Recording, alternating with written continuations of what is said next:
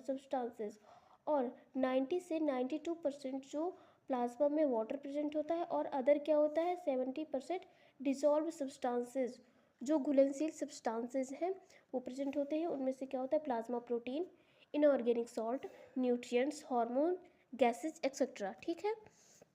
Plasma protein क्या होता है, they are largely responsible for creating osmotic pressure of blood. ये हमारी जो प्लाज्मा प्रोटीन होता है वो हमारी बॉडी में ऑस्मोटिक प्रेशर के लिए रिस्पॉन्सिबल होता है। ठीक। Plasma thickness is due to the presence of plasma protein. Plasma में जो थिकनेस होती है, जो उसमें गाढ़ापन होता है, जो थिकनेस होती है, वो किसकी वजह से होती है, प्लाज्मा प्रोटीन की वजह से होती है। एल्बुमिन्स, फिब्रिनोजेंस और ग्लोबुलिन्स, ये जो होते हैं हमारे, ये एक तरीके से क्लॉटिंग फैक्टर्स होते हैं। ठीक। इनऑर्गेनिक सॉल्ट क्या होते हैं, इलेक्ट्रोलाइट्स, जैसे sodium, potassium, calcium, phosphate, magnesium and bicarbonate. Next आता है न्यूट्रिएंट्स। न्यूट्रिएंट्स क्या है, the product of digestion, for example glucose, amino acid, fatty acid are absorbed from alimentary tract, intestine. हम एलिमेंट्री ट्रैक्ट को क्या बोलते हैं, इंटेस्टाइन बोलते हैं। जब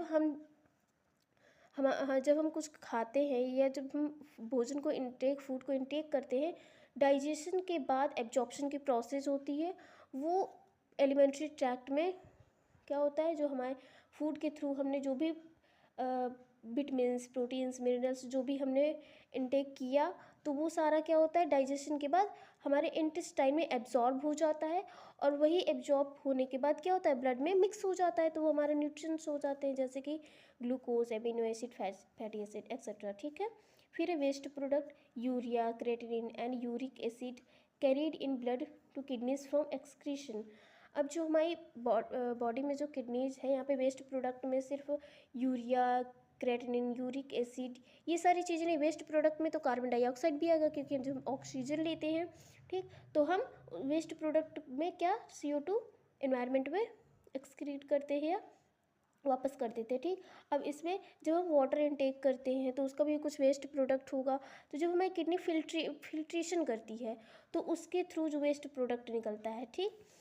फिर क्या है hormones, endocrine glands are secrete hormones into the blood and transport to target tissues और ऑर्गन। जो हार्मोन्स होते हैं वो भी हमारे ब्लड में प्रेजेंट होते हैं। एंडोक्राइन ग्लैंड्स, हमने ग्लैंड्स आपने पढ़ी होंगी, एक्सोक्राइन ग्लैंड्स होती हैं, एंडोक्राइन ग्लैंड्स होती हैं।